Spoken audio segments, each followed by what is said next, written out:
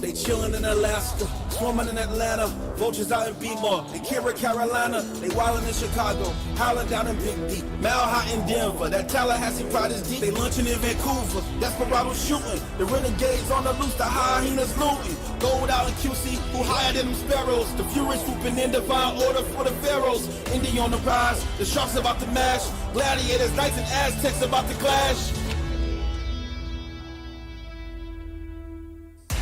Welcome to my all-pro party. Baby girl, this an all-pro party. The SFL is an all-pro party. They came out to see the all-pro party. And welcome to my all-pro party. Baby girl, this an all-pro party. The SFL is an all-pro party. They came out to see an all-pro party. First and 10, I'm so aggressive. The end zone, the game plan, no pressure. They gotta pay me how they measure me. You know these haters on my back like the referee. You know I'm in it to win it. Game day, I'm about my business, I gotta get it. So I'm all about my ends. And these non-stop wins. They can't touch us, can't touch us. We turning up on these suckers. You know the D brought the rockets. Cause we tighter than the huddles. Welcome to my all-pro party. Baby girl, this an all-pro party. The SFL is an all-pro party. They came out to see the all-pro party. And welcome to my all-pro party. Baby girl, this an all-pro party. The SFL is an all-pro party. They came out to see an all-pro party. Third down is going down. Round the pound, oh, we gotta air them out. That's why I gotta hit the route. Hit the flat if I catch it, then I'm out. 40 inches gotta take. YOLO, just no pump fake.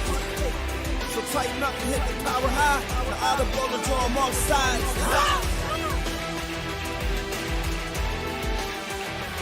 Ryan Michaels gets a block midfield. Ryan Michaels, he could be gone. Trying to be comfortable behind, he will not. Touchdown, Houston.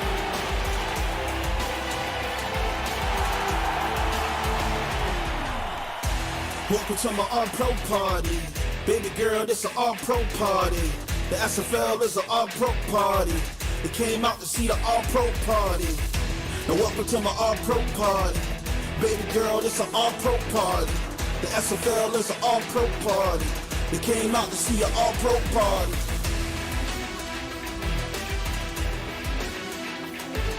Yola shakes it. Oh my goodness, and Yola gets away. Yola on the front plate. Tallahassee is going to score again.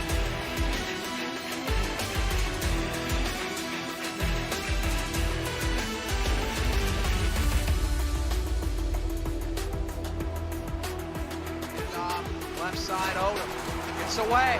Odom breaks another tackle. Ash Odom, you've got to be kidding me. Big chase, 10-1 touchdown! Oh my word!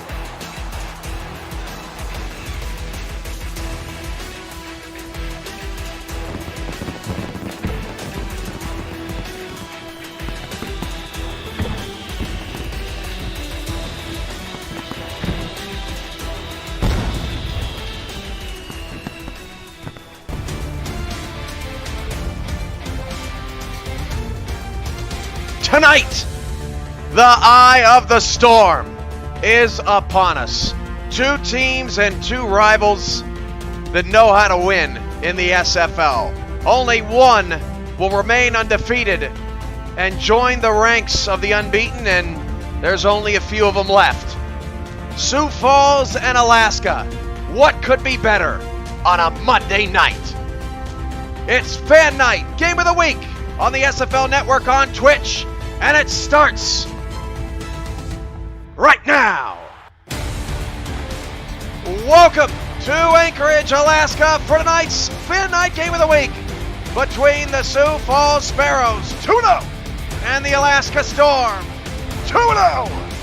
I'm your play-by-play commentator, Cameron Irvine, alongside Stephen Mullenax. Stephen, how are you doing this evening? Well, other than freezing my tuchus off, I'm pretty good here in Alaska. Excited to get this game. You know what? Warms you up better than anything else is have two SFL giants going head-to-head in the Alaska Storm and the Sioux Falls Sparrows. These two teams have had some classic matchups, Cam, and tonight the undefeated face off in what could be one of the best games of the season.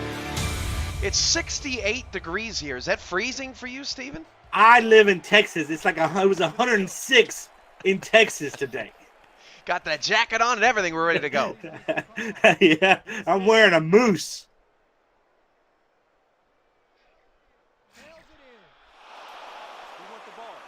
Man, Sparrows win the toss, and Julian Tyree says, we want the ball. All right, you want the ball, you got it. You're watching the SFL Network on Twitch, presented by APM Music. This is SFL Fan Night, and we're ready. How about you? Ready, Steven? Let's do it. Ball's on the tee, and the hands in the air. Kick it. We're underway. From Brad Bretchett. 2 yards out is Riley Porter. Gets it up at the 25-yard line. Quick fix of the scoreboard here, and we'll be back to action.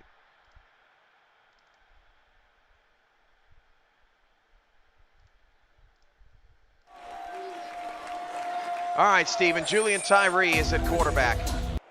Yeah, and this is a Sioux Falls team that has not turned the ball over at all this season through the first 2 games. Julian Tyree, 4 touchdowns, 0 interceptions. And he gets sacked on the opening play. Big Sexy getting on the board early. That's Alex Dominguez adding to his total already tonight. He's got 6 sacks in the league. That was number 2 going into this contest, actually going into this week. Big Sexy knows it's prime time. Gets the sack on the first play for a loss of 3 yards. And for whatever reason, Cam just has a hard time on Monday nights. We're trying to get that fixed. And Tyree's going down again. Dominguez along with a teammate for a loss of 7 yards. They give him half a sack. Now 6.5 on the season. 3rd and 20. Well, Big Sexy can take over a game. We've seen this before. Cam, number 69, just gets his motor going, and nobody can stop him. Looks unstoppable so far. 3rd down and 20 at the 15. And Tyree goes down again! Wow. Dominguez, 2.5 sacks on the opening drive. 4th and 27 and a punt coming for Sioux Falls. Legendary, Cam. This kind of performance to start off a game is nearly unheard of here in the SFL. The Big Sexy, he's just so good, coming geeked out, ready to play, all that energy, all that stored up big man coming after you. So the return up to the Sioux Falls 39-yard line. And I tell you what, I mean, the last time we had Alex Dominguez on our network, he was just outstanding. And he's outstanding on the field tonight, backing up his words. And, those actions on the field actually speak louder than anything that he can say. Boy, what a tremendous start for the Storm. Ron Cochran now outside and caught by Jason Williams, the fullback, picks up 4 yards. And Jason Williams, what a rookie debut he had in week 1 in that game over Mexico, 38-17. But I just thought he came out right out of the gate and looked like he was going to be a favorite for Rookie of the Year. Cochran gets him involved early, which probably is a good sign. 2nd down and 6 at the 35-yard line. And Cochran goes down, is sacked for a loss of 4. Back to the 39, and sacks aplenty here tonight as McGee gets the wrap up. Well, a nice little stunt through the line there by McGee, the outside linebacker, able to squirt through the offensive line of Alaska and get himself a sack. 3rd down and 10. Cochran going long, wide open, and Levy can't jar the ball loose. 1st down to the Sparrow, 13-yard line. Jeff Como on the reception. Well, it was Jay Ringo, the cornerback, that was in coverage there. Just allowed too much separation between himself and the receiver. And, with a guy like Cochran, one of the most accurate quarterbacks in the SFL, that's just too big of a window to leave open.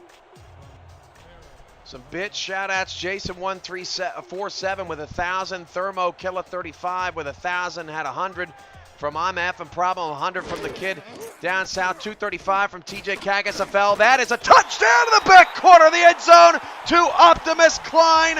What a play and what a start for Alaska at home. The perfect pass by Ron Cochran. Do you expect anything else from the championship quarterback? And look who he found in the corner of the end zone. All 6'4", 225 pounds of Optimus Klein. And Cam, believe it or not, that's Optimus Klein's first touchdown on the season.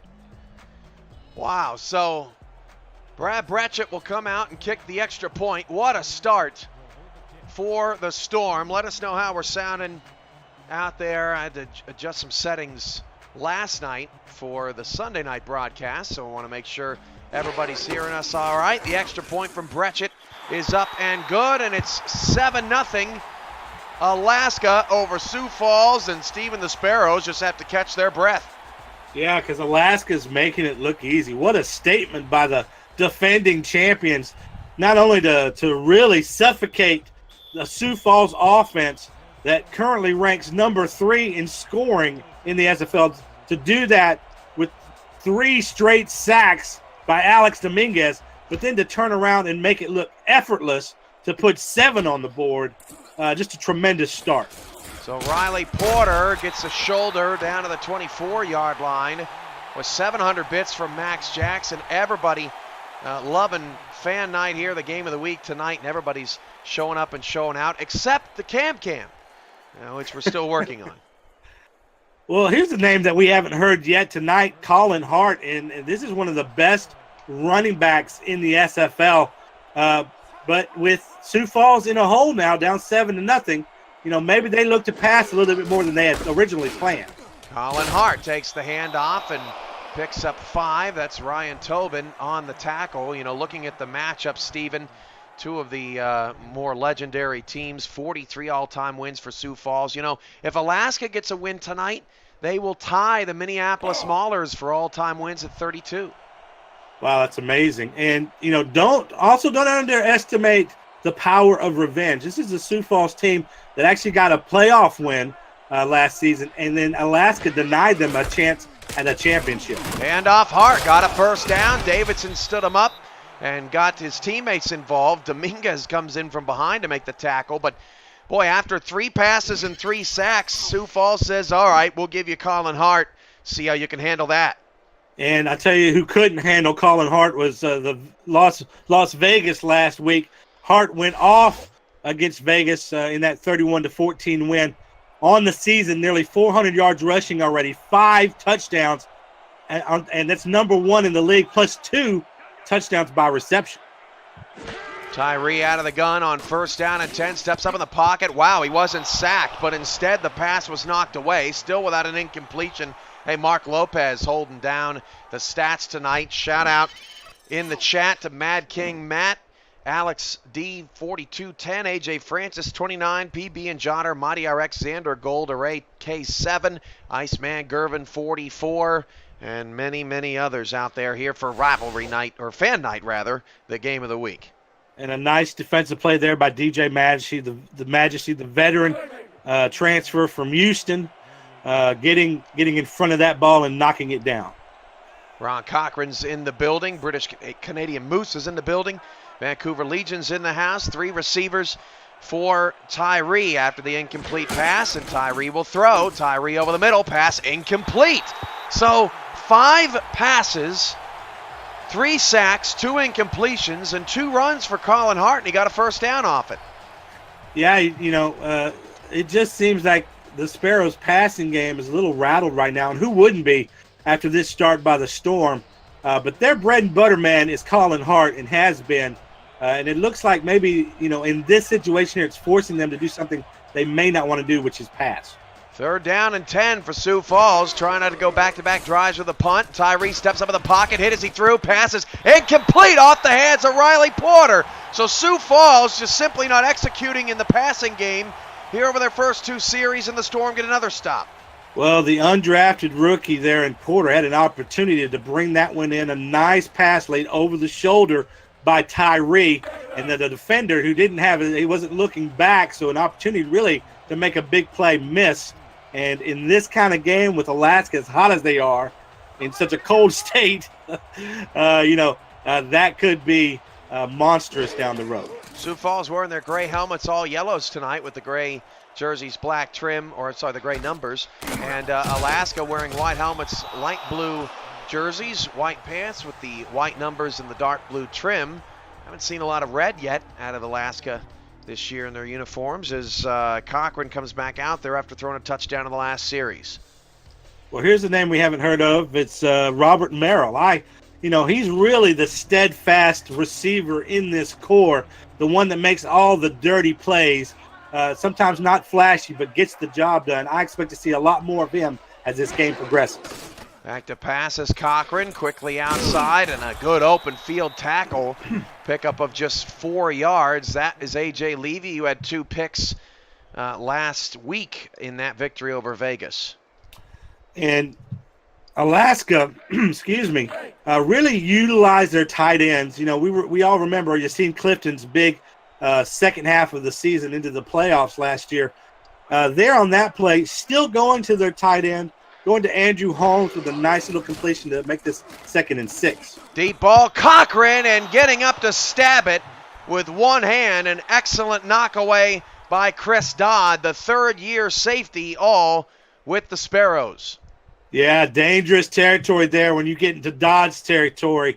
That dude is an absolute playmaker. They actually have this combo of safeties between Levy and Dodd, 2 of the best in the SFL and have been for a long time.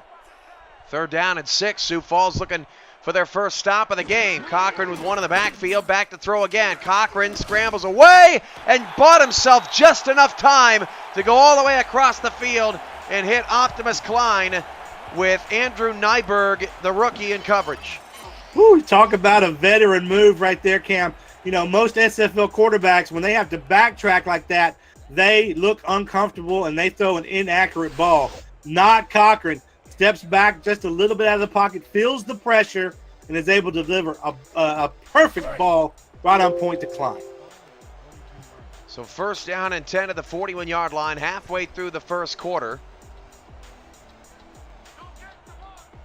And Cochran's out of the gun. We've not seen a run yet out of Jason Williams or Stanley Nordellis. Another deep ball, Cochran, and Cochran's got a 1st down to the Sioux Falls 41-yard line. That is Julian, I believe. Let's get a double check on that. No, Jose Galliano with the reception downfield.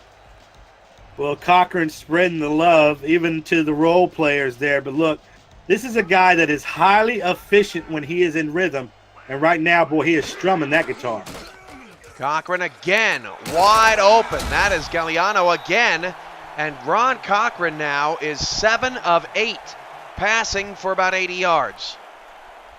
And that's the benefit of having a veteran like Cochran under center. You know that his fundamentals don't break down under pressure, that he's going to always set his feet correctly and fire a ball that has an opportunity to be caught by the receiver. 2nd and 2 at the 32-yard line. Alaska trying to expose that Sioux Falls pass defense. That's Williams picking up the 1st down, the 20th pick in the 1st round at fullback, 6'3", 235. Well, kudos to this Alaska coaching staff. The game plan has worked to perfection so far tonight. Pass the ball, pass the ball, pass the ball, and then run the ball to get the 1st down. Trips off the left side for Cochran. Cochran deep, drop back, fires it outside, and undercutting the route nicely was Killian Anderson, slot strong safety. Yeah, from our vantage point here up in the press box, Cam, it was almost as if Anderson morphed into the Alaska wide receiver there and then just popped out at the last second to knock the ball away. But that's how close that coverage was. 4 minutes to go in the first. Sioux Falls has only moved the chains once on offense and has 0 passing yards. Bet you wouldn't have expected that here in the first quarter as Cochran now against a 3-man rush fires a completion out for a 1st down.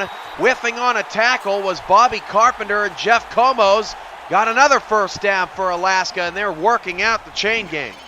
I'm having some major deja vu moments here from last year. I mean, these wide receivers are wide open down the field. I mean, this Alaska offense in the game plan just creates all of these open routes, and we saw that last year, and it led them to a championship, and nobody this season has been able to stop it. Hand off to Williams. Williams picks up 4. If you're wondering what the pass defense was like for Sioux Falls, they're middle of the pack, more closer to the top of the pack. Coming into the week, they were 8th, giving up 230 passing yards a game. Yeah, but they're number 2 in scoring defense, Cam. They only allow 13.5 points a game. Already have allowed 7 here in the first quarter, knocking on the door possibly 14. 2nd and 6 of the 13. This is for the top spot in the Western Conference. Both are 2-0.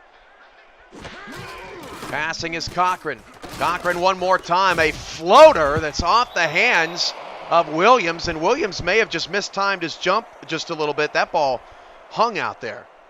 But the patience of Cochran, that pocket was collapsing around him, and he didn't even look frazzled. He looked like it was a Sunday afternoon, and he was licking a lollipop. Like there was just just stone-faced. He doesn't have the shakes. He's not nervous at all. It's been here plenty of times before. It's a walk in the park for him. Nick Fargo in his 2nd season with the squad with that deflection. That pass is caught, but it is short of the first down. Klein making a mental mistake there on his 3rd reception, and on 4th and 1 from the 9, we'll see if Brechet actually does kick the field goal. Yeah, we saw Optimus look back there. I think that he thought he was past the sticks. That's why he felt comfortable and not actually trying to make a move to get past them. Like you said, a mental mistake, but hey, maybe they'll go for it here on 4th and 1. It is 4th down with 12 on the play clock, down to 10, down to 9. Sioux Falls staying disciplined. I don't think they really think that Alaska's going to go for this, and Alaska will burn a timeout, send their star kicker out on the field for what is almost surefire 3 points. Really good kicker in Brad Brechet. Well, Alaska wasn't helped by the fact that the officials, I think, really gave them a lousy spot. It said 4th and 1, but it looked like nearly 2 yards there, and that Sioux Falls defense with that much yardage, they're just not going to fall for anything. So 2:11 left in the first quarter. Brechet will come out for a routine 26-yard field goal, left-footed kicker, and the ball right in the middle of the field. Trying to go up 10-0 here early. Alaska in their last home game, we had the call, Steven, dominated Mexico City. And so far, it's been all Alaska tonight. 26 yards away for Brechet. Kick is up and good. Alaska has a 10-0 lead. And now a word from the SFL. The Simulation Football League is presented by APM Music and is the official theme music provider of the SFL. Listen to their Champions Will Rise soundtrack at apmmusic.com today and search through thousands of tracks to boost the quality of your stream just like us.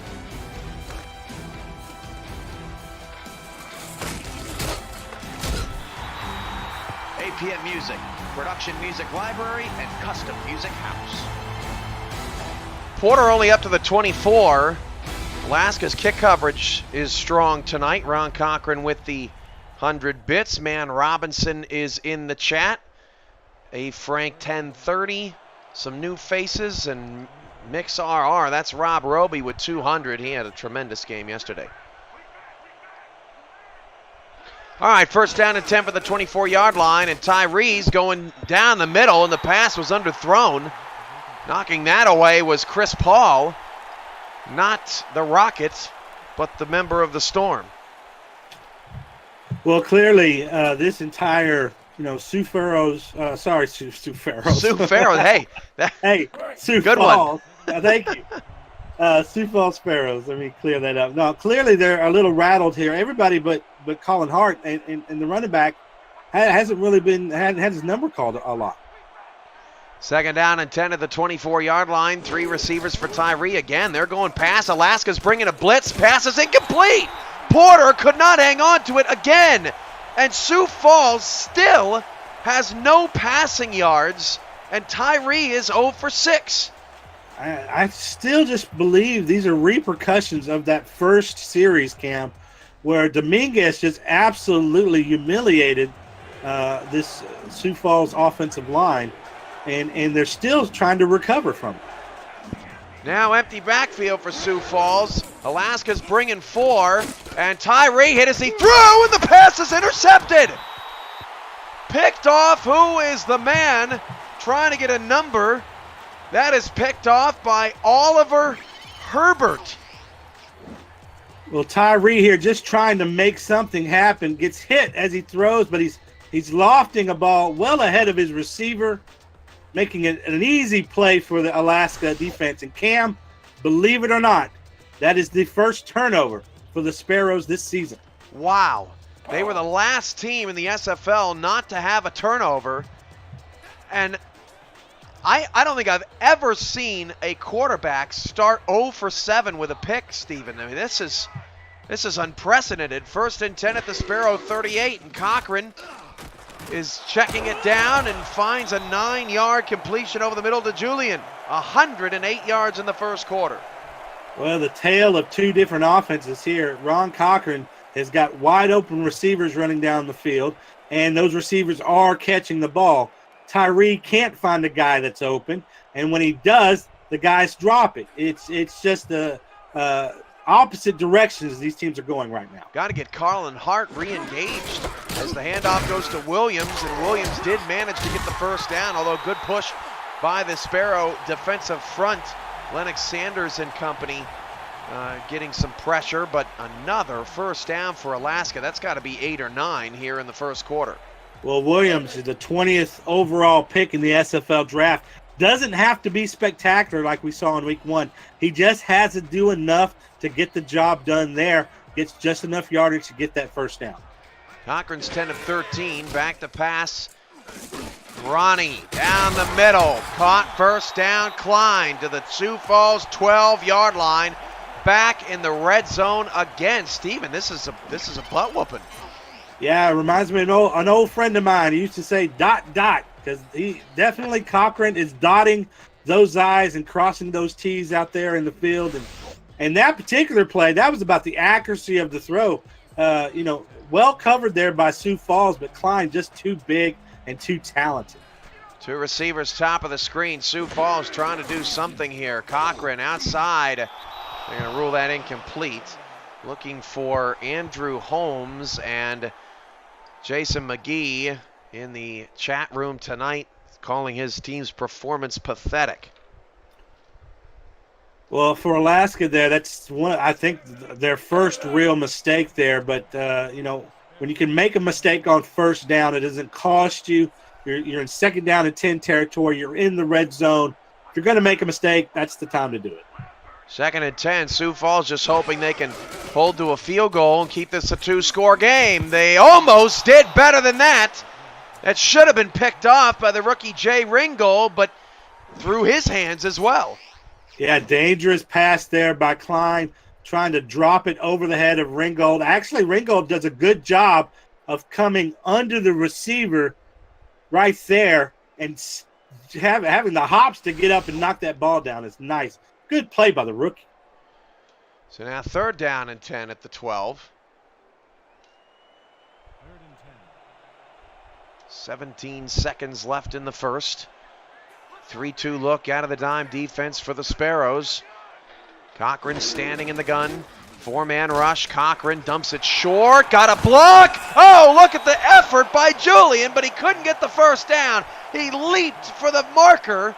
That was impressive. After getting a late block, he won't get there, and that will end the first quarter of play. We'll get Steven's thoughts on that play after we come back from a break. 10-0. All Storm in the first quarter. This is Fan Night, the game of the week of the SFL on Twitch, presented by APM Music. We're back to Alaska after this. APM Music is the official theme music provider of the SFL. Listen to their Champions Will Rise soundtrack at apmmusic.com and visit their all-new esports landing page to find the best highlight music, heroic action, and epic sounds to boost the quality of your esports stream just like us. Log on to forum.apmmusic.com/esports for more information. APM Music, production music library and custom music house. Show Business Studios can take your dream and make it reality. Any show, anytime, any place. Show Business Studios is limited only by your imagination. Find us at showbusinessstudios.com. The Simulation Football League on the SFL Network on Twitch is brought to you by APM Music, by Show Business Studios, by the MediaTek Institute, Richards Printworks, ScoreStream, and SpyGoat. Some of the best photos, Stephen, from the SFL convention. So awesome to get to meet all these guys as we get back to action here in the second quarter. Yeah, what a wonderful experience to think back on, and you know, those photos just take you right back to it, and boy, the friendships that were made and the laughs that were had. So a field goal from Brechet is good. How about that effort by Julian to get that first down just before the quarter? Yeah, a curl route that really stopped him about 5 yards short of the first down marker. And you know, as a tight end, 6'6", 263 pounds, to be able to catch that ball and have the athleticism to turn around, leap forward, and nearly get the first down. Truly impressive. So 13-0. Alaska all over Sioux Falls, but hey, the Sparrows defense has 2 red zone stops and have kept this game closer than probably the Sparrows deserve. Porter from 1 yard in his end zone will barely get out past the 20. And now, Stephen, I mean, what's more important, getting Tyree in a rhythm or establishing Colin Hart as the leader of their offense tonight? Yeah, I mean, Colin Hart, absolutely. There's no question about it. You've seen some early positive things from Colin Hart. This Alaska Storm's defense is obviously keyed on your passing game. It is not too early in the game to hand the keys back over to Hart. 2 backs in the backfield. Tyree's going to throw. Still looking for his first completion. Got it. Over the middle. A.J. Warren making a clutch catch. The second-year man ending the drought. A.J. Warren, 6'1", 210 pounds. 9 catches and 125 yards on the season there. The best passing play we've seen so far from this team, and maybe that'll be the beat the bump first. Get Colin Hart involved. Excuse me. Yeah, sorry, Stephen, you cut out there. 1st and 10 at the 36-yard line. 2 receivers out of the gun for Tyree. Tyree will throw. Tyree quickly out of the tight end, who's all alone. Good closing speed to shut down J.J. McGee for a 4-yard pickup, but a nice read by Tyree to pick up an easy 4 yards.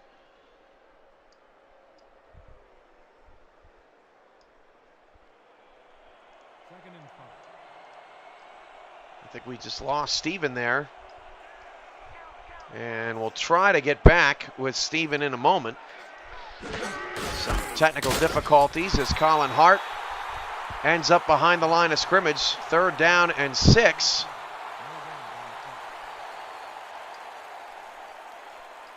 And we may have just had a hiccup there. We should get Steven back shortly. So 3rd down and 6 with 9.5 to go in the second quarter. Steven, you back with us? Possibly. 5 wide. And Tyree's pass is caught for a first down. Riley Porter holds on to this one. First down at midfield. Sioux Falls on the move.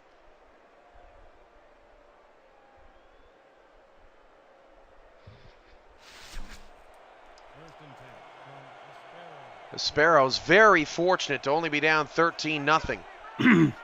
There you are, Stephen. Yeah. Out of the gun.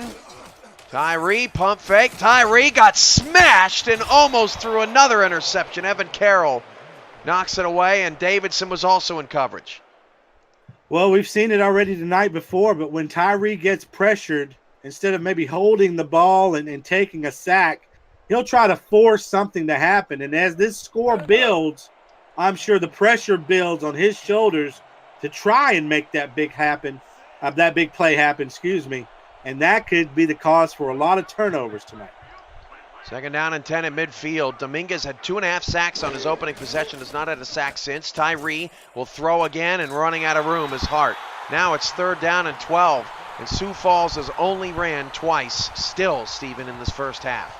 Well, that's what happens when Hart is the last man in your progression. You know, Tyree's working down his progression, trying to find the open receiver, finally just lets it go to his security blanket, but by the time he gets it out there, Hart's momentum has taken him out of bounds. 91 viewers and counting here on the game of the week. Tyree on 3rd and long, fires it outside, dropped again by Riley Porter. A perfect pass, and Porter is playing a terrible first half. Another punt for Max Moholt. Well, you just hate to just keep going after this undrafted rookie for dropping these passes, but it has been a terrible night for him. Clearly, he's shook as a rookie. You know, that's when the veterans of the team really have to rally around him and try to get his head back into this game, because he could be lost. Sometimes it's just not your night. Inexplicable, especially after the efficient performance Sioux Falls showed against Las Vegas. However, it's worth mentioning that Sioux Falls has had a rough time in the first half of games. They were down to Tulsa by 10 at the half on the road, ended up coming back. They scored 35 points in the second half. And then against Las Vegas, they scored 28 points in the second half after only having a 3-0 halftime lead. And something else worthy to note here, that Porter, despite his drops tonight, he's the only wide receiver on this Sioux Falls Sparrows offense that actually has a recorded touchdown. 4 receivers, and deep ball down the field is almost intercepted. Sioux Falls all over that. In coverage was Zenasika along with A.J. Levy and Jay Ringgold. 2nd down, and Cochran's completion percentage is going down now. He's 12 of 17. Well, you don't think the leaders of this defense don't see what's happening on their offense? Levy, Dodd, Fargo, these guys that have been around a while, these guys are seeing the inefficiency of their offense, and they're saying to themselves, we've got to try and win this game. 3 receivers for Cochran. 2nd down and 10 at the 22. And Ron Cochran waits for a receiver to cross in his line of sight. It's Klein with his 5th catch for 49 yards. And Stephen, I know it's a little early to say this, but in ways it's not. This game could matter in playoff seeding when you talk about 2 perennial playoff and championship contenders. Yeah, absolutely. You know, it may be early into the season, but every win counts when it comes to the playoffs.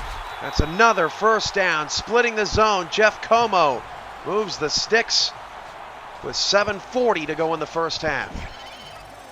Yeah, and that's a big 3rd down conversion here. You know, if you're Alaska, you want to maintain your dominance as long as you can over this Sparrows team, because you know that these guys are caged lion. Like, you want to try and keep them in the cage as long as possible, because you know at some point in this game they're going to try their best and get back in it. 7:26 left in the first half, 13-0. It's been all Alaska here on the Fan Night Game of the Week, as Cochran's got all day to throw, goes to a check down. Nice tackle made by Alex Parker, the 4th-year man. Sonic 0007 or 0002 now is in the chat. Nordellis on the reception. Well, and that's, you know, a great play by Parker there, obviously, to catch the rookie, or the number 25. Who is that? Nordellis. Nordellis, excuse me. Catch the running back in the backfield. But that's the difference between these 2 quarterbacks, Cam. You know, Cochran just throwing it out, knowing that that's probably not going to get many yards, if any, whereas Tyree in that same situation would have likely lobbed it downfield. 2 backs, 2 receivers. Cochran back to throw. Cochran going deep, and a laying out for it is A.J. Levy to prevent a touchdown. Great effort by Levy, 3rd and long. Yeah, and that's a bad man out there, Cam. 12 tackles, 4 interceptions on the season. That's number 2 in the league prior to week 3. This is a guy that is an interception machine and has been for a long time. You don't want to test those waters too often. Prayers to Optimus Klein's cat that's in the hospital. Oh, Wish the pet a speedy recovery. 3rd down and 13. Cochran deep drop back. Look at the pocket. Pass caught, but short of the first down. Nice play by Chris Dodd on the far side. Klein, 6 catches, 60 yards. And also, too, a couple of birthday shout-outs tonight. Special birthdays to Frank Gooden and Andrew Rastelli sharing a birthday. Congratulations, old men. You know, if you're the Sioux Falls Sparrows, you gotta take solace in that 4th down right there. That's you gotta take your victories where you can get them, and this is a solid one here for this defense. Now this offense just needs to take advantage of it. So Sioux Falls getting the job done on defense. Riley Porter's got to catch some passes. Don't forget about the Bits Give Back program. Got a couple photo galleries up already. We're interviewing Marcus Dunhill for next week's feature of the week. He's got a tremendous story, so you won't want to miss that. And can't wait to start churning out some of these highlight videos, especially for some guys who have had some tremendous careers. That's going to be a lot of fun. The Bits Give Back program is all about you, our SFL members. Tyree, pump fake, now fires down the middle into triple coverage. Where is he looking, and why won't Sioux Falls run the ball? Well, clearly they feel pressed here. They're trying to get back into this ball game quickly, and, that doesn't really point an offense towards running the ball, but they should absolutely be doing that with a workhorse like Hart in the backfield. Max Jackson with the 800 bits just cheered. He's the top cheerer of the week now with 1,500. Colin Hart! Oh, maybe that's why they won't run. Hart gets picked up and thrown out like a bad fish that fell into a boat. 3rd and 5. Yeah, that was one heck of a hit. But 5 yards gained for Hart regardless. And positive yardage, making this a convertible 3rd down for the Sparrows, who desperately need it. 3rd and 5 on their own 22-yard line, trying to at least flip field position. 2 in the backfield, Tyree throws a slant, caught, 1st down, and that is Sean Harrelson's first reception, the 5th-year man, formerly with Carolina, but he is a big part of this offense, finally gets involved. Really nice move on Carroll. And may just be looking to turn away a little bit from their struggling receiver, Riley Porter. They're looking for other options, and Harrelson comes in big there on the 3rd down conversion. Now 92 viewers, steadily rising. 5:10 to go in the first half. Tyree going to throw. Tyree deep down the middle, in between 2 defenders. Harrelson again, and Tyree has found a reliable receiver tonight. Yeah, this one all about the arm of Tyree. Look at him and his top-shelf arm strength. He spins a pretty ball, and boy, that's some nice downfield touch. Not something we've seen all night from him, but maybe he's getting into a little bit of a rhythm himself. 100 bits from Jack Brown in the chat. Appreciate that, bud. 5 receivers for Jason McGee. Steps up in the pocket, or Julian Tyree, I should say, and Jason McGee, the owner. Riley Porter with the reception, pickup of 9. And good on Julian Tyree for not letting Riley Porter lose too much confidence. He's got a lot of rookie exuberance out there. And you know what? For as much as they have not connected all night, that was a beautiful play between the two, with Tyree leaving the ball just behind the defender, allowing Riley to get an opportunity to catch it. 2nd down and 1. Hand off Hart. Stretch play running right. Hart breaks a tackle. Hart got the 1st down and then gets a face full of Ryan Tobin on the far side. 1st down to the Alaska 42. Clock continues to tick with Alaska only up 13. Well, there, trying to get a block from that pulling guard, but the guard really wasn't able to hold the defender up. So that was all about Colin Hart's ability to shoulder into the defender and get that 1st down. That's one of the reasons why they should be looking his way more. From under center, Tyree. Three-step drop. Tyree hit as he threw. That was Dominguez applying some pressure again. You know, Sioux Falls is, they're not, they're used to being the underdog in this stadium and being behind. If you don't know, Sioux Falls has the largest comeback in regulation in league history in this building. They were down by 21 a couple of seasons ago when they came back to win their only win here in Alaska.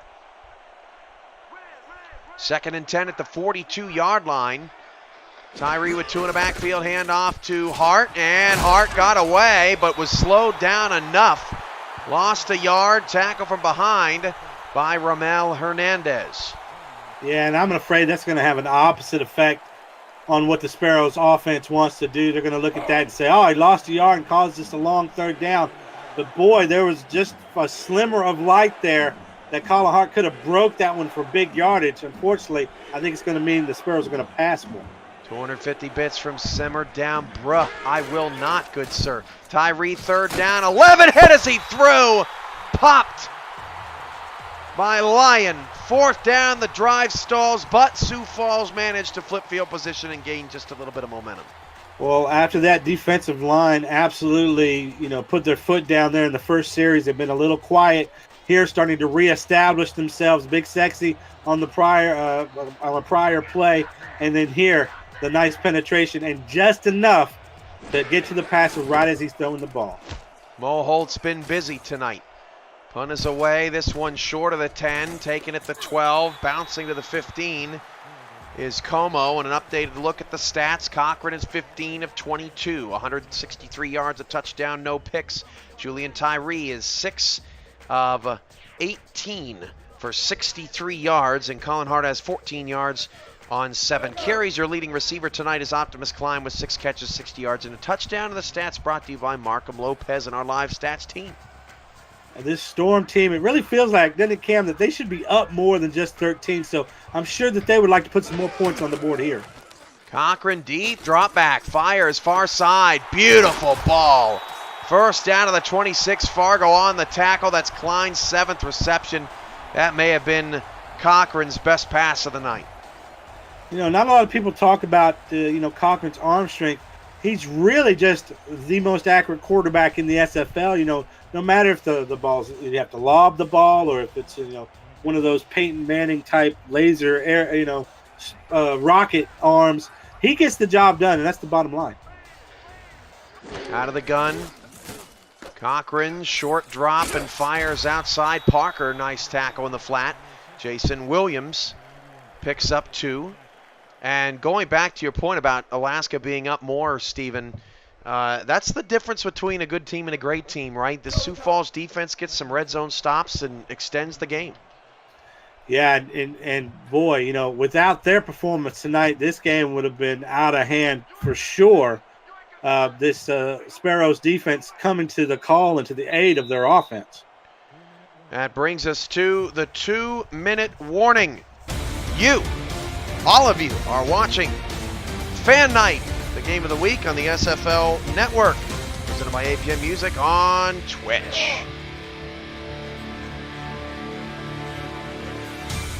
$500 bits from Lopez, our stat man, contributing. 3 receivers top of the screen, short side left for Cochran. And Cochran's going to fire in that direction. Beautiful ball, and then a late hit as Dodd piles on and then shoves Jeff Como. Lucky he didn't draw another flag for that. Wow, major mental mistake there. Puts the Storm dangerously close to field goal range. Boy, you can't have those kind of mistakes, especially not leading into halftime, Cam. Dodd with the hot head gets the penalty and then shoves Como. We're going to see it here. There was already a tackle made. It looks like by Carpenter. Check that. By Bobby Carpenter, and then Dodd comes in and slams a shoulder down, and that's not what you want to see from Sioux Falls, especially considering you're trying so desperately to stay within a couple scores. Ron Cochran dotting him up. According to Black Star 1014, it was held by the moderators as being sexual. according to my Twitch admin tools. Well, that was interesting. Well, you know, I'm an old man, Cam. I might not be up on all the current Urban Dictionary lingo. What's dotting them up mean? I shudder. I shudder to think. 2nd and 4. 3-step drop, quick out, first down. And lucky that wasn't another late hit on Dodd, as Coach McGee is screaming at Dodd on the sideline, stop it, as Julian gets Alaska into Brechet field goal range. Yeah, they have really hurt themselves here on this series, and they have an opportunity to really still make it a very competitive game and give your whole team some hope going into halftime. Here, Alaska scores, their momentum goes through the roof.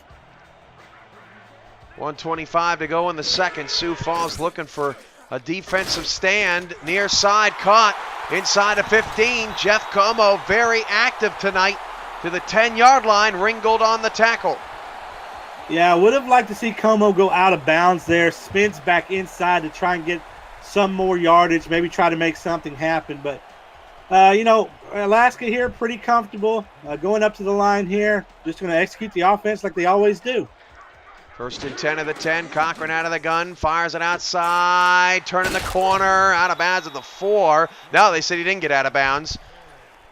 And by the way, Como had 6 catches last week. He's already up to 5 here tonight for 87 yards.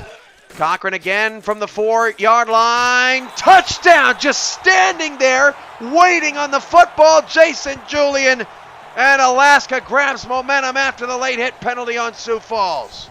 Well, on the previous play, this Sioux Falls defense allowed the tight end to get wide open on the left-hand side. Here, the linebacker covers that tight end, and it leaves the other tight end wide open right in the middle of the end zone. So, it's a catch-22. Which tight end do you cover? They're both open on consecutive plays. Ron Cochran now 23 of 30. 234 yards in the first half. And Julian now with 3 touchdowns on the season. And Sioux Falls has buried themselves with another rough first half. And Steven, you've been a coach a long time in this league. It's 3 weeks in a row Sioux Falls has had terrible first halves. Why is this team digging themselves holes? I think it's just a matter of trying to find the plays that work against that particular defense that week. And it takes time for them to kind of compile that information, what plays don't work and what plays do work. Look, for the most part, they have been doing well enough. Not turning over the ball is big. They may not be exploding out of the gate, but they haven't been making major mistakes like they have been tonight in that first half, allowing themselves to get back in the game. Well, I would not be surprised one bit at a Sioux Falls comeback to make this interesting in the second half, because we've seen it time and time again, many circumstances and situations, and it's a good ball club. Yeah. They got to figure it out, and they got to figure it out quick against the defending champs who were embarrassing them here in the first half. Tyree sacked, loss of 6. Big Sexy loves primetime. Well, if you're Tyree, you kind of shrug the shoulders. What do? Somebody, of all people, somebody cover number 69. Let the other 4 go free. But please, for the love of goodness, cover 69. 4 wide, 2 to either side. Sioux Falls struggling here in the first half. 4-man rush. Tyree has to float it out to Hart for no gain, because Dominguez spun outside and was coming for him again. Cam, I was watching Dominguez on that play, and he exploded a good half a second off the line before anybody else. And like you mentioned, he was able to execute a spin move and get right into Tyree's grill, forcing that play out of bounds. Final play of a miserable first half for Sioux Falls. 4 wide, down 20-0. Looking for any sort of momentum here. Tyree taking his time. Out of the gun. No, he avoided a sack. Dumped it off on a check down. And Ringgold Hart is finally wrapped up Oh, Ty Reed does really nice job to get out of that sack, but goodness gracious, what a dominant performance by Alaska in the first 2 quarters. Halftime is coming up. I venture to say it's going to be all Alaska highlights. First half highlights and analysis is coming up right now. The 2K Sports Halftime Report. All right, Steven, what did you think of that? 236-85.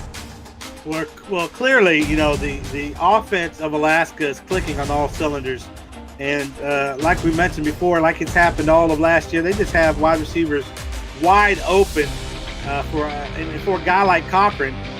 That's just easy pickings. Although there on the touchdown pass, it's a beautiful ball over 2 Sioux Falls defenders. But I don't think we're giving enough credit to Alaska's defense. They have shut out and really made the Sparrows offense look dumbfounded. And let's not forget, this is the number 3 scoring offense in the league, averaging 33 points a game. The number 3 rushing offense in the league. The number 2 in offensive yards, averaging 457 yards a game. And they came into the contest 0 turnovers with a +7 turnover differential. Wow. And Alaska's defense has absolutely made them look like a JV team.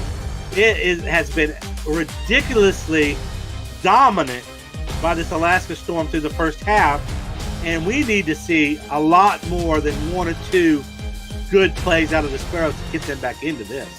Well, despite the first half struggles for Sioux Falls, they only have 3 points in the first half of all their games this year, and in the second half they have 63. It's unbelievable. We'll see if they can pull it off in the second half here at the I. We'll be back in Anchorage in a moment after a word from our sponsors.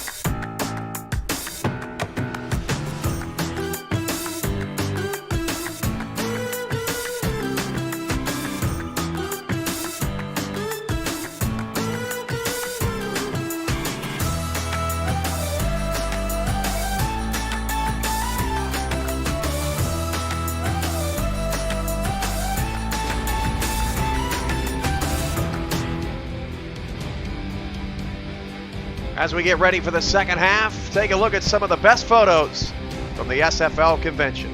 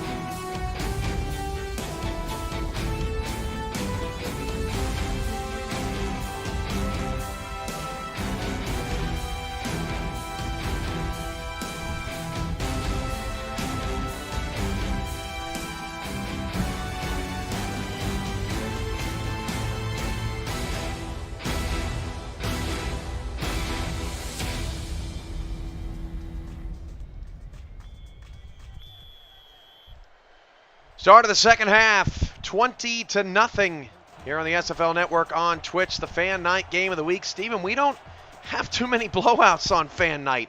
In fact, I can only think of maybe even a couple offhand, as the return for Alaska's up to the 28-yard line.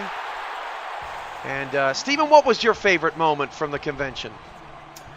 Yeah, I've talked about this. Having an opportunity as an owner of a team to sit beside a fellow owner that's been in the league a long time, and to actually play a game against that team, and the sparring that goes back and forth, the admiration that goes back and forth, the jeers, the celebration. It was the best part of the experience for me. Ron Cochran out of the gun. To pass, first play, third quarter. It's a completion, his 31st pass of the night. Pass is caught by Klein, and he's caught the most of them, a pickup of 4 yards. Steven, we've seen a lot of action this week, a lot of close ball games. Any games stand out to you this week? Yeah, actually, obviously mine obviously stands out. Of course, Dallas on Saturday night, but the overtime game that we had, and you'll have to remind me who that was, but wonderful back and forth contest that was. Anytime you can go to overtime here in the SFL, that's something special. That means both teams really came prepared, gave a great show to the audience, and that's what the SFL is all about. San Francisco beating Denver 37-34, and the Sharks were down most of that game and recovered one of the greatest onside kicks in sports history. 3rd down and 2, 500 bits from Nathan Blake, who was just featured in the best of photos from the convention, as Cochran will flip it out to Nordellis, fighting for the sticks. Oh, they gave it to him. I would challenge if I was Sioux Falls. That was a great play by Dodd.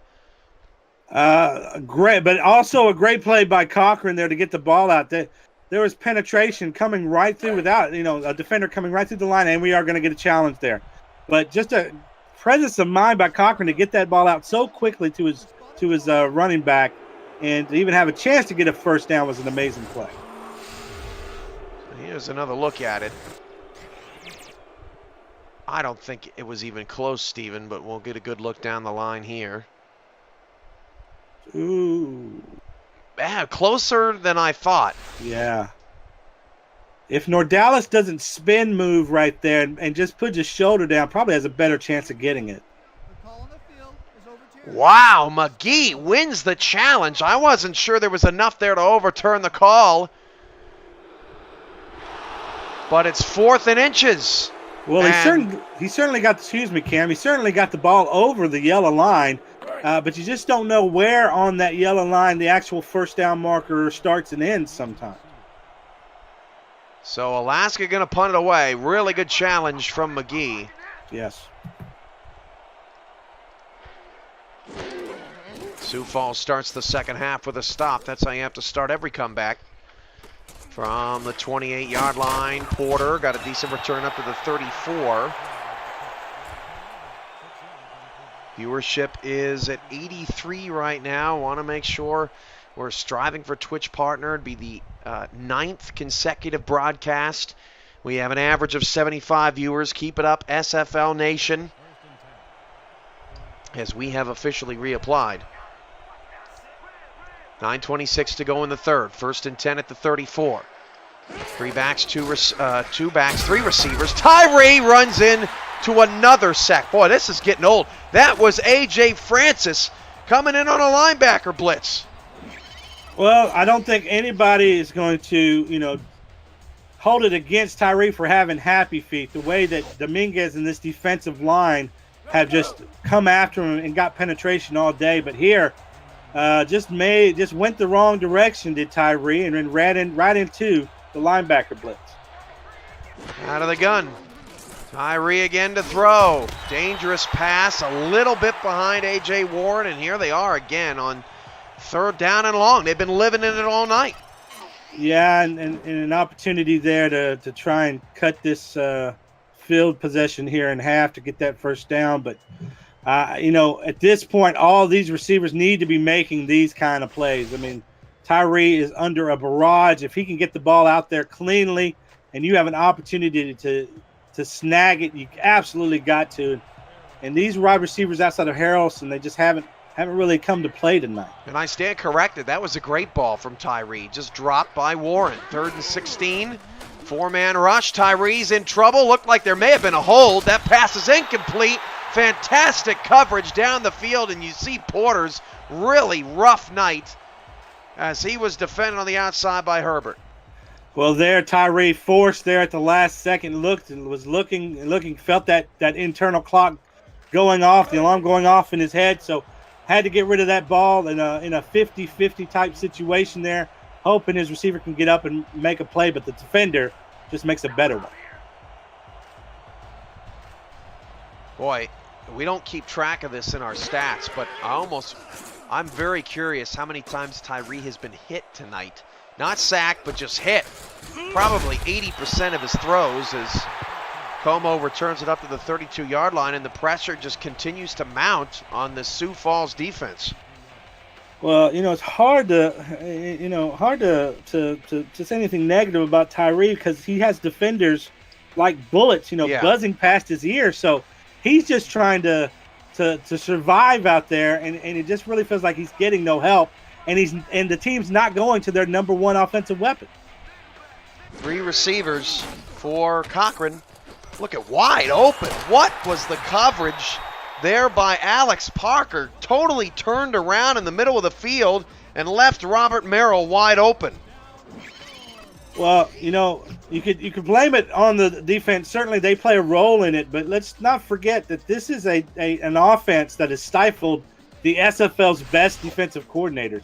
Like trying to figure out how to cover all these guys and these different looks that this great Alaska coaching staff puts together. Nobody's been able to do that yet. So this is just par for the course for them. 100 bits from Jack Brown, 8:10 to go in the 3rd. Outside Nordellis. Oh, vicious hit there from Nick Fargo. Nice play. As you look at the updated quarterback numbers. And Nordellis not doing himself any favors there. Instead of just trying to proceed and maybe try to outrun the defender, actually twirls into him and taking the brunt of the punishment for it. 2 backs, 2 receivers for Cochran. Press coverage here on the line and off to Williams. Sioux Falls gets aggressive. It pays off. Loss of 1. Tackle made in the backfield by the old Levant Irvine, but now wearing number 99 is Tyrone McGee for Sioux Falls. Yeah, McGee able to get quick penetration and into the backfield, and then just the rookie making a rookie mistake. Fullbacks aren't necessarily known for their vision, so turns to the right when maybe he should have gone straight and run into 2 yellow jerseys. 3rd and 10 to the 47. Cochran trying to move the sticks. Deep ball down the field. Caught in coverage. 20, 10, 5. Touchdown, Alaska. Oh, but putting a nail in this one, and Como pants A.J. Levy. Wow, Cam. This is exactly what Sioux Falls needed here in the second half. They needed their wide receivers to make a play like this. Earlier we saw Tyree throw up a 50-50 ball just like this here. And in this case, Cochran throws just a little bit better of a ball, gives Como an opportunity to go up and get it. And then the boosters, the absolute ridiculous speed to take the ball and get that yak and put it in the end zone. Tremendous individual play there by Como. Wow. Well, I don't think anybody expected this, Steven, and Oh, I didn't. Unquestionably the most lopsided game of the week, but still, please turn it on and leave it on here. The SFL Network, and who knows, maybe Sioux Falls will make history again. Well, Alaska, the ownership and the coaching staff obviously should be commended, but also, you know what, guys, if you guys want to be in more primetime games like this, you got to leave it, make it competitive. We want a good ball game out here. And fan night voting, if it hasn't started already, should be starting soon. We'll go through the week 4 schedule. Looking ahead at some excellent matchups, potential fan night matchups as Riley Porter brings it up to the 26-yard line. Yeah, you know what? This is an excellent Alaska Storm team on and off the field, of course, led by the great Max Paul.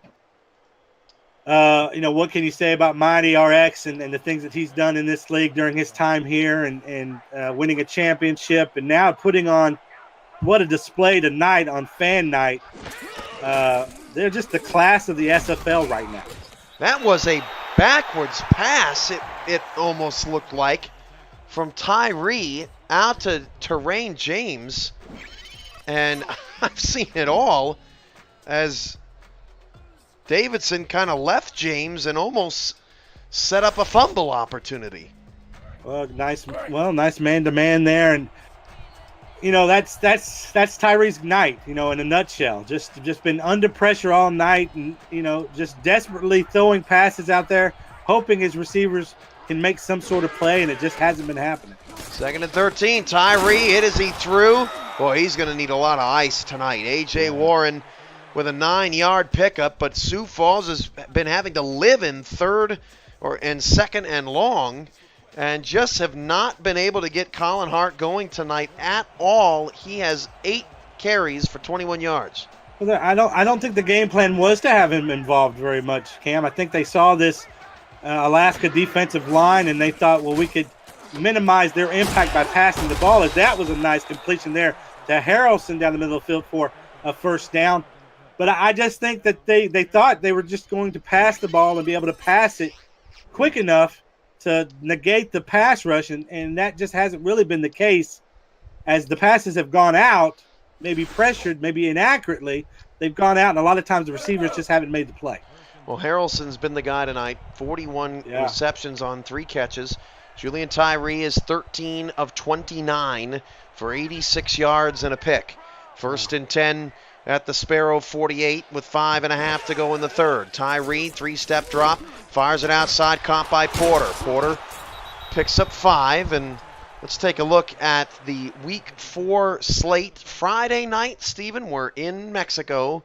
The Aztecs, coming off a bye, will host the Baltimore Vultures, who got their first win of the season last night, 1-2 against 1-1. Yeah, and 2 longtime SFL franchises, one rebranded, and of course 2 of the most quality owners the SFL's ever had. They're face-to-face, and and there's Hart there for his first big run of the night. Nice run indeed. Out to the Storm 32-yard line, and here come the Sparrows. Colin Hart here. This is what we were talking about early, Cam. Get him involved, and he can make these kinds of plays. Unfortunately for the Sparrows, they really fell in a hole early, and I think they thought they could throw their way out of it. But I think in retrospect, they would have gone a lot more through Hart. Saturday night, the Alaska Storm in a short week is on the road. They're at the Las Vegas Fury as the expansion Fury try to show what they have against the defending champs. That is somehow caught for a 5-yard gain by James. And then Sunday night, rivalry night next week, goes to Houston as Deion Hawkins takes on his former mentor, Damon Simeon, and the Desperados try to snap a 3-game skid, taking on Houston, who ended Tulsa's playoff run last season. So should be a good one on Sunday night, rivalry night. Tyree on 2nd and 5. Look at the pressure around Tyree, and Porter fell before he could get the first down. Steven, nobody is giving Tyree any help out there. Yeah, I just saw that, him falling backwards to catch that pass, and so close to the first down marker. Young man, just roll. Just roll, young man. That's all you need to do. And it's just that these guys just haven't been on the same page tonight. And although this is the best offensive series we've seen from them. 3rd down and 1, hand off to Hart, and Hart got it. Although good job by Dominguez and company up front to nearly put him away. 1st and 10 at the 21. Some Sunday games coming up in Week 4. 1-2 Denver at 2-1 Oklahoma City. 1-2 Indy at 2-1 Queen City. 1-2 London at 0-2 Chicago. 2-1 St. Louis at 3-0 Carolina, as Tyree against a late blitz can't complete the pass. 1-1 New Orleans at 3-0 Tallahassee. The battle of purple and gold. Sioux Falls goes to Vancouver, who's fresh off a win in prime time, and the 1-2 Swarm take on the 1-2 Lobos. Any fan night early thoughts Stephen, on that slate? You know, I'd really love to have St. Louis and Carolina. Carolina playing terrific ball right now. I'm just so excited for James Klein and their crew going 3-0 for the first time. I want to see if they can keep it going. Pass is caught, but again, 1 yard short of the first down. Riley Porter with the reception as Tobin speared him at the 12-yard line. But Sioux Falls, man, they got to get a touchdown here. If I can talk about one more game, Cam, that's on the Sunday slate that could be, on Monday Night Fan Night, I think that Indianapolis-Queen City matchup would be intriguing. Tyree, incomplete pass, as that one couldn't find the arms of the intended receiver. So now, Steven, if Sioux Falls kicks a field goal, it is a 3-score game, but they'd have to get three 2-point conversions. Definitely not where they want to be, and they are going to take the points.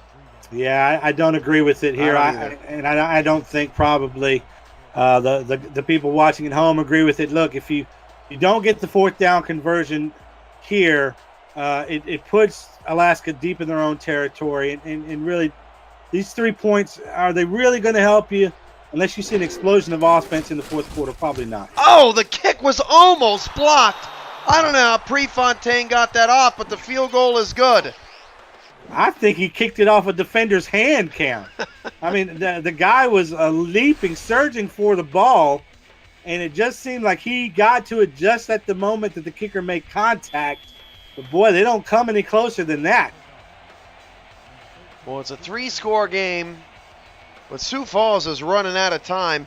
And, too, Stephen, if it's 4th and 8, I totally get it, but it's 4th and 1. Right. You could pick up 1 yard with Colin Hart. You've done it all night long as Como gets out of the 31-yard line and Tyree heads off the field, 17 of 35 for 109 yards, Stephen. That is 3 yards per attempt. Well, you have to realize this game situation here. You're at the end of the 3rd quarter, under 3 minutes to go. You're in the red zone for the first time in the game. I think you got to take a chance and go for it. But they're going to take the points, and maybe they'll be proven right. I doubt it. Cochran, wacky-looking throw, loses a yard. Now 29 of 36 for 327 yards and 3 touchdowns. Yeah, the only thing that pass does is, improve his accuracy rating. That was essentially throwing that out of bounds, but just had a carrier do it for him. 2:28 to go in the 3rd quarter here on Fan Night. 85 viewers holding strong, helping the league make Twitch partnership. We certainly appreciate that. Waiting to see if Sioux Falls can pull off an improbable comeback as that pass out to Nordellis only picks up 4. Nordellis says, I almost had it. 3rd and 7. Yeah, and again, everything about that play was executed really nicely there. Cochran able to get Nordellis the ball quick enough to where he could gain some yardage and maybe make a move or two, but really makes this a nice 3rd and 7 and a lot easier to convert.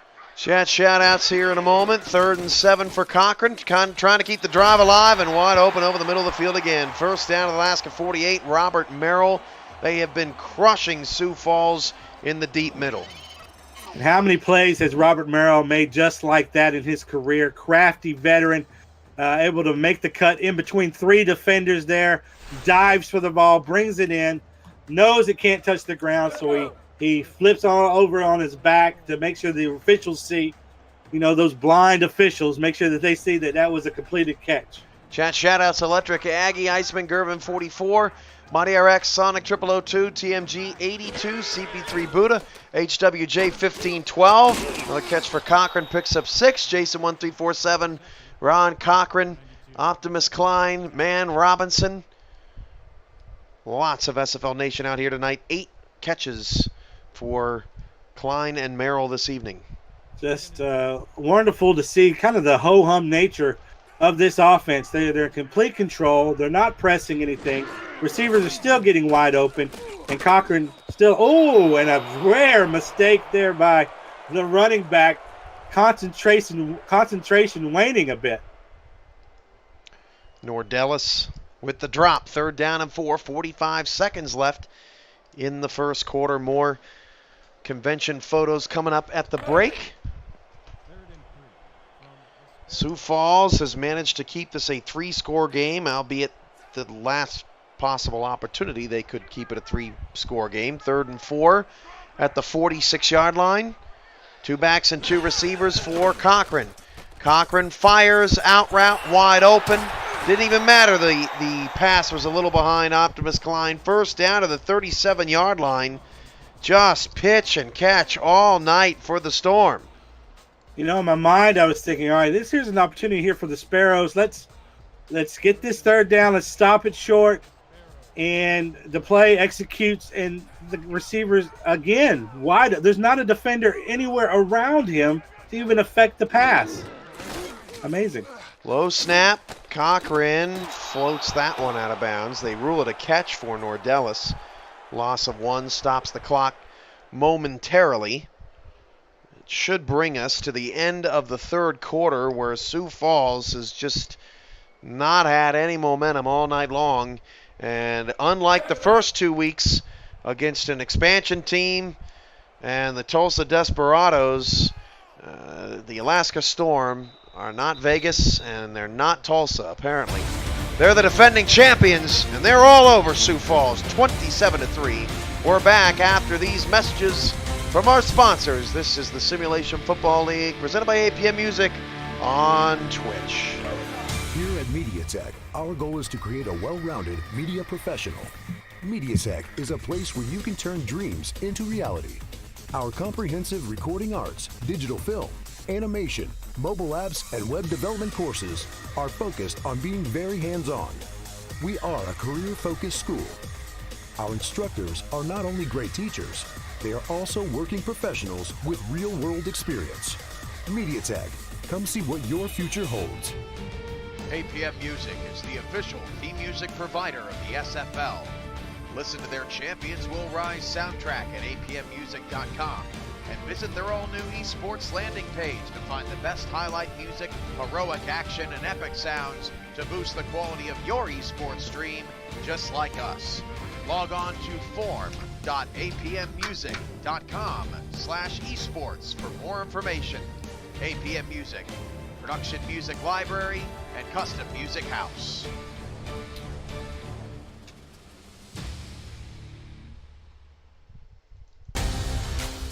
The Simulation Football League, presented by APM Music, is brought to you by Show Business Studios, by the MediaTek Institute,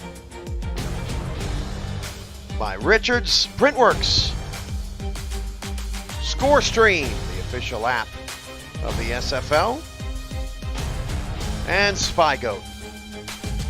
The Eggplant Bowl yesterday, Stephen. Yeah. James Klein on the right, getting the advantage over Liam Crowder, at least the first go around, to remain unbeaten.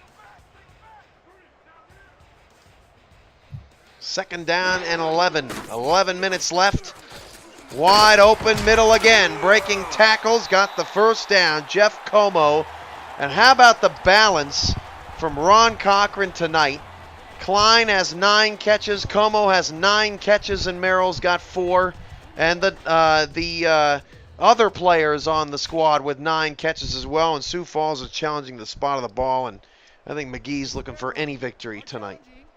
Yeah, anything to get some type of momentum. You know, this is a defense that really stepped up and really played well through the first half, but now they're tired out. They're allowing these wide receivers actually to run wide open. Something they've been doing all night, Cam. I think I can count on my hand how many contested Alaska passes we've had tonight. Just hasn't been too many. Here, McGee trying for maybe a bit of a moral victory here. And he gets another spot of the ball overturned. Honestly, Stephen, I thought Como got that one. But Jason McGee's now 2 for 2 on challenges, but that is not his concern. His concern is the fact his offense, outside of complete game, 4 quarters of this season, has not played well at all.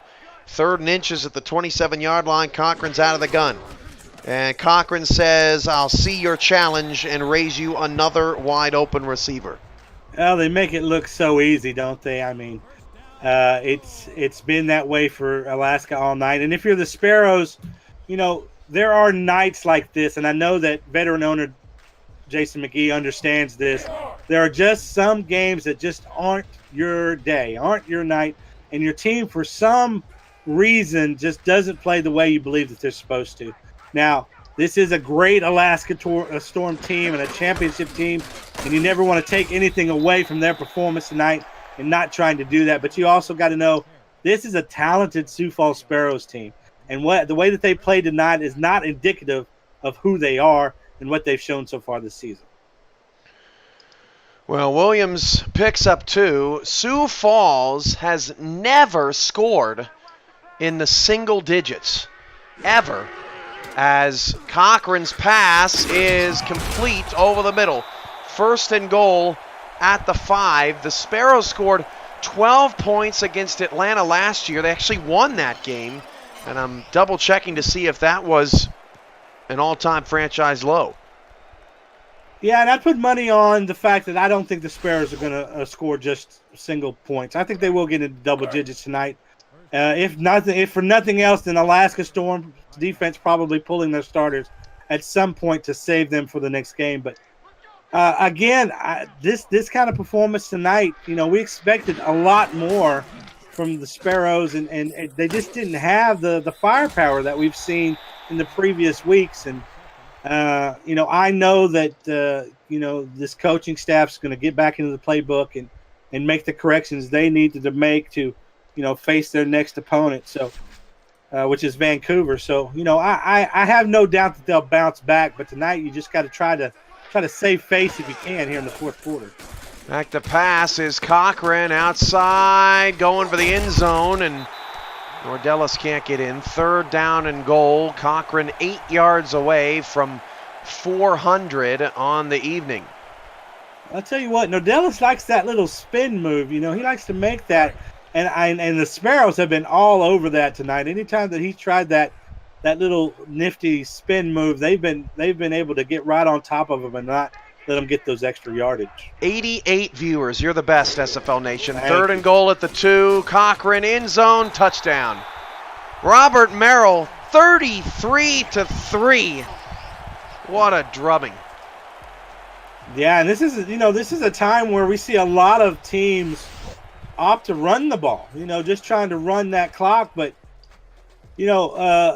Alaska here, their offense has just been clicking so well, and surely they'll show some gamemanship and be doing that later here in the fourth quarter, but they just think it's still early. And boy, have they been executing from the first whistle until now, nearly 8 minutes here in the fourth quarter. They have been so effective, and they really haven't stopped.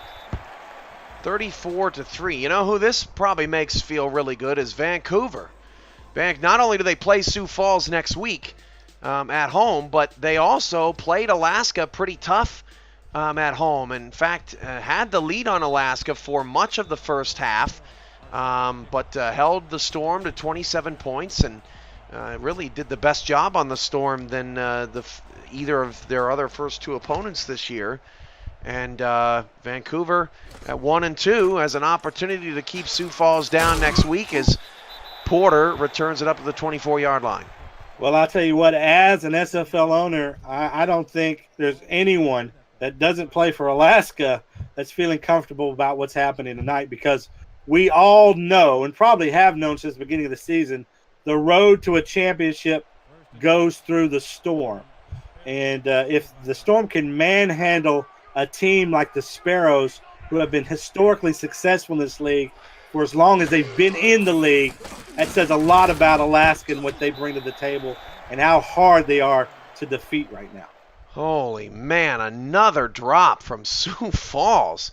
This is one to burn for the Sparrows. Again, not only do they not lose very often, but they don't get blown out very often. Well, here's the thing. If they, and I know that the clock is totally against them right now, and so is the score, but if they are going to start to have some success here, they need to start stringing positive plays together. I'd like them to get Hart more involved, like they're doing right there. As he's able to break a tackle. There you go. Break 2. Colin Hart. Boy, Welcome best to the run game. of the night. Right. Sorry, Cam. I stepped all over you. No, it's right all there, right. It's quite but all right. I was about to say get Hart more involved as a wide receiver. If they're going to throw the ball, that he has 2 receiving touchdowns, the most in the SFL by a running back. Why not get him involved in the passing game? And as far as Tyree at this point, you need to air it out. And in order to do that, his O-line is going to have to step up and give him some time in the pocket. 1st and 10 at the 44-yard line. And the handoff goes to Hart. Picks up just 2. 2nd down. Yeah, this is, this is almost like a completely flipped game plan. Like running the ball like this should have been what Sioux Falls Sparrows was doing from the start of the game. And then as the score built, they should be passing more. But it seems to, in this particular series, has been kind of the opposite effect here. I'm not sure Sioux Falls thinks they can get back into this one. Tyree into double coverage. That pass is incomplete, intended for Porter. Exactly 1 year ago today, Sioux Falls was at home, beat the Oklahoma City Renegades 27-17. That's a rivalry night on Sunday night game coming up in about a month's time. And then 1 year ago today, Alaska was in Mexico City and got humbled by the Aztecs 42-27. If you remember, Stephen, we called that game exactly 1 year ago today, and that was Ray Bentley's coming out party where we were embarrassed for the defender. If you might recall, one of the greatest plays in SFL history. Well, there's Porter with an opportunity to make a catch on the sideline, and boy, it just hasn't been his night tonight, has it? I don't know. The rookie just was shaken from the very beginning of this game and had an opportunity there to convert a 3rd down, but couldn't come up with the ball. And it's almost like the fat lady sung at halftime for the Sparrows, and where you think that a team would go in and make some halftime adjustments as that punt's nearly blocked and try to figure some things out offensively. The Sparrows have just come out just as flat as they started the game. It's an unfortunate way to end the week, especially after so many thrillers. Carolina beat London 24-17. London had a Hail Mary chance right at the end of the game. Dallas and Las Vegas was a nail-biter all the way to the end, as Vegas wouldn't give that one up easily. Houston held on a beautiful pick by 2 scoops late in that contest to seal the deal. And then, of course, the overtime game we talked about earlier. What a run there from Jason Williams, his best run of the night. Yeah, absolutely. I mean, look, this is a guy who can lay the wood, big, powerful fullback. Here, able to run through that initial tackle, able to run through a 2nd tackle, takes a 3rd Sparrows defender to get him down. And that's just the perfect way to seal this game, is to go through Jason Williams and run this clock. Hey, shout out to the New Orleans Pharaohs, too. They got their first win in franchise history this week on a 98-yard pick 6. If you didn't see it, it'll be on the SFL Blitz, and maybe it'll be the #1 play of the week. Who knows? 2nd and 4 at the 38. If you, by the way, speaking of the SFL Blitz, have a spy goat of week 3, please send it in through Twitter using the hashtag SpyGoatWeek3 to let us know who you think deserves the prestigious honor. Well, that's going to take a long time for me to submit all of these Alaska players. Out to Nordellis. Look at the blocking. Nordellis just walking through a field of dandelions. 1st down to the Sparrow 48. Well, this is just laid out perfectly for Alaska. Now even their role players are getting involved in making big plays and helping to extend, actually work the clock a little bit here to try and finish off and seal this game. But Nordellis here, the nice catch, having to do a little 360 twirl to get it, but is able to compose himself and get the 1st down with a little extra change. Everything coming up roses for Alaska right now. We're on now over 400 yards, 408 to be exact. He's having a stellar late afternoon, early into the evening here in Anchorage, as that pass is caught for just 1 yard. McGee on the outside, 2nd down and 9, and Alaska doing a good job of running some clock here with 5:18 and ticking. And Cochran is cool as the other side of the pillow. I mean, this guy here feels no pressure. Sioux Falls has gotten some pressure in his face, but it's almost as if it doesn't faze him. He just throws it, out to his release guy or to his security blanket out there, and it's just like he's not even breaking a sweat. I bet he didn't even wear underarm deodorant tonight. How is the middle of the field this wide open for Jason Williams? You got to know that the fullback is coming at you. Yeah, this is a Sparrows team, Cam. I think that they have just given up the ghost already, probably about 5 or 6 minutes ago. They are just morally defeated. They are literally defeated. And at this point, they're as ready as anybody else on the field to get home, get on the bus, and get on that flight home. Maybe a career high in receiving yards for Jeff Como, 170 tonight. And that long touchdown catch down the sideline. And that's a pickup of 6 yards to Julian. And the clock continues to milk at 4:20. Well, we could point out all different kinds of stars here for Alaska. Como, Optimus Klein, early Merrill, the ever consistent. This Julian kid, this tight end with the athleticism. Nordalis, Jason Williams. I mean, the list goes on and on.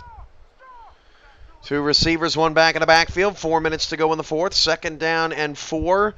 The defending champs moving to 3-0 tonight. I don't think there's any question about that at this point.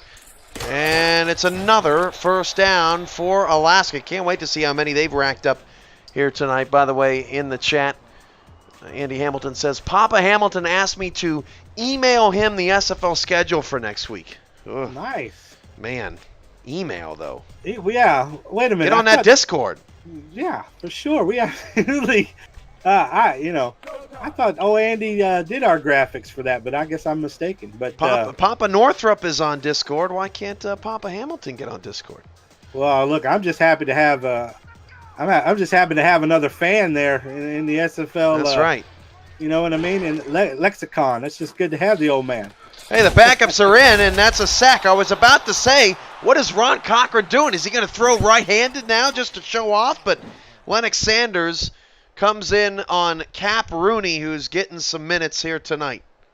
Well, this is a great time. They call it garbage time, Cam, but I think it's anything but, because as a coach, especially if you're Alaska's coach, you get an opportunity to evaluate some of these second string guys, and you know that you're going to need 1 or 2 of them in critical times during the season. All the good teams do. And this is an opportunity for you to be like, well, if we ever lose somebody critically important, can this guy come in and get the job done? 2nd down, 15 from the 31-yard line. They got all dressed up for Cam tonight and ran out of USB ports and couldn't get anything ejected for whatever reason. So, there you go. That's a reception to the 22-yard line. Cochran's going to end up with 420 yards tonight. And Julian Tyree with 109. That may be a career worst for him. Well, there, Joshua Paul, the backup running back, makes a nice, nifty move in the middle of the field in order to get some extra yardage. So, look, these bench role players, they are seeing this as an opportunity to make a little noise early. 2-minute warning. This is the SFL, presented by APM Music on Twitch.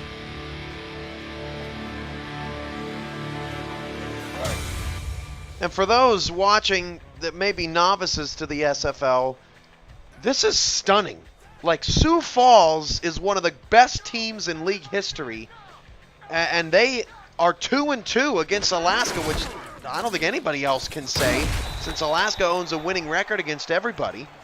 And he just didn't show up tonight. Yeah, and I'm sure that, Sioux Falls coaching staff and Jason McGee kind of scratching their heads. Clearly didn't see it happening like this. And we'll get back into the playbooks. But, I honestly think Cam, that we see more of these towards the beginning of the season. We do, yes. Because everyone's still trying to figure out what their team chemistry is. What plays work best for the team that they've built. And, these players are ever developing. So that as players add attributes and abilities to their game, and that it opens up the playbook to allow owners to do more.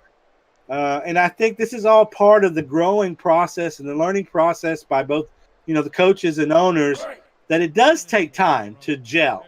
And it's just that Alaska just had and we see this with some other teams, that they just have a great plan from the very start, and it carries over for them. Cap Rooney going to throw again. 2nd and 4, going end zone, incomplete. And I was just about to compliment Alaska on the fact that they have bled about 5 minutes off this clock.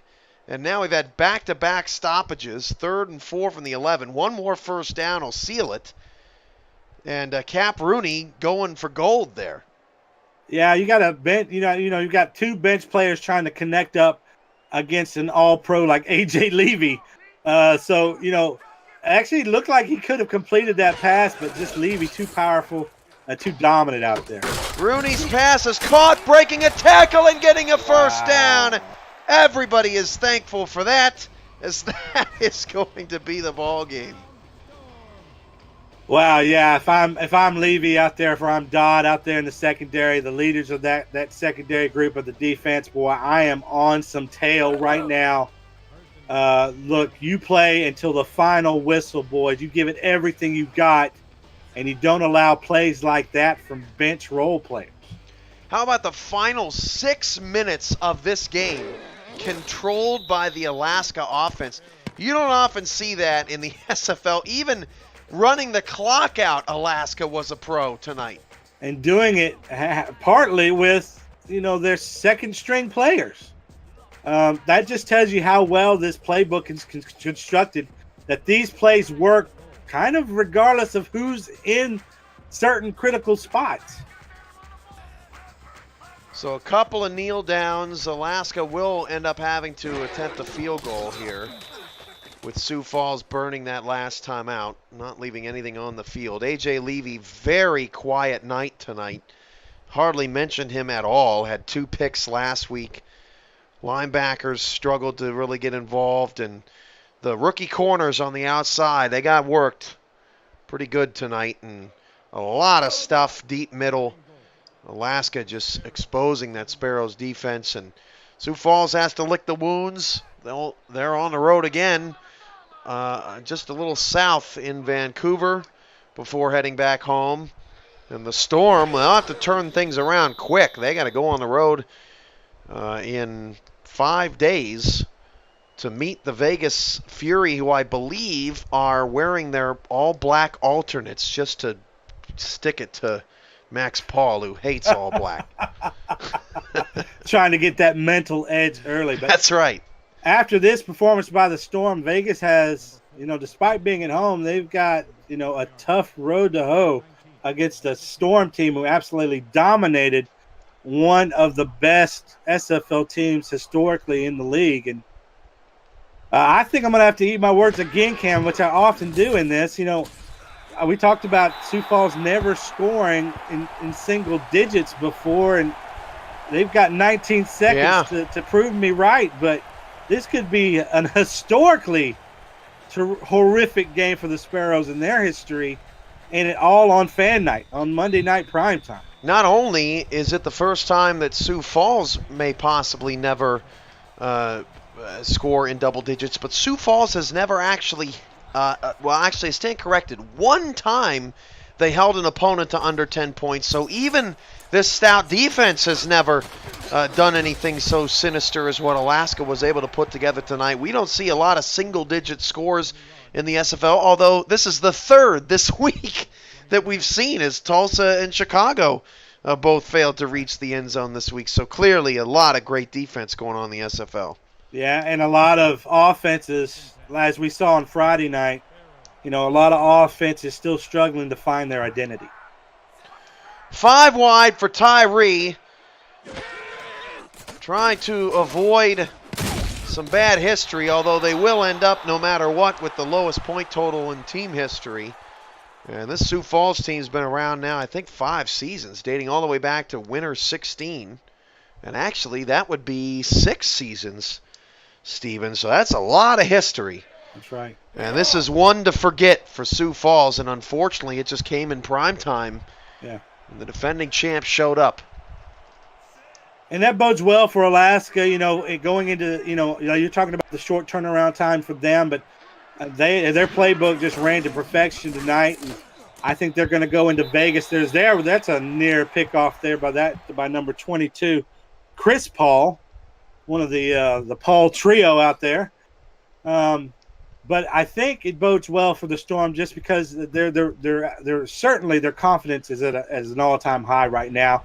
They're riding a 3-game winning streak. They're going into a Vegas team that just suffered a loss to Dallas. But let me tell you what, having just played Las Vegas, look out for Robert Redford. That guy is a beast.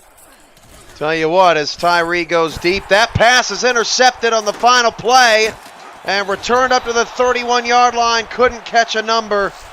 But that is the ball game, and it ends in misery for Sioux Falls. 37-3 the final. And I was going to say, Steven, if I'm Las Vegas, I'm throwing every distraction Alaska's way in their hotel room. Everything I can to get the edge. You're going to have to do something off the field, bud. I'm just telling you, John. You're going to have to figure something out off the field. It is Sin City for a reason. Maybe you get Cochran in trouble. Maybe you get him suspended. I'm just throwing it out. No, but really, it's a tough task, whether you're Vegas, whether you're Queen City, whether you're whoever here in this league. I think it's going to be a tall task to stop Alaska. As someone who has historically been pretty good at defense, I am bewildered at how to stop what Alaska is doing right now. I mean, it's in my mind, since being here, since season 6, this kind of dominance that I've seen in this short amount of time is kind of unprecedented. And the way that this offense played tonight, I think it's the best that I've ever seen Alaska play. And that's offensively. On defense, we saw Alex Dominguez really establish himself early, then kind of dissipate as the game went on. If Dominguez has a couple more of those series, this game's even further apart. So Alaska's just got everything going right now. Clearly the best of the best in the league right now. Able to really manhandle a 2-0 Sioux Falls Sparrows team that I thought would give them a go for their money in their own house. And it was just a complete blowout. Cochran dominating, 46 of 54, 420 yards, and 4 touchdowns. Undefeated teams after 3 weeks. The defending champion Alaska Storm, the runner-up Tallahassee Pride, and the Carolina Skyhawks. Nice. Cinderella story so far of season 11.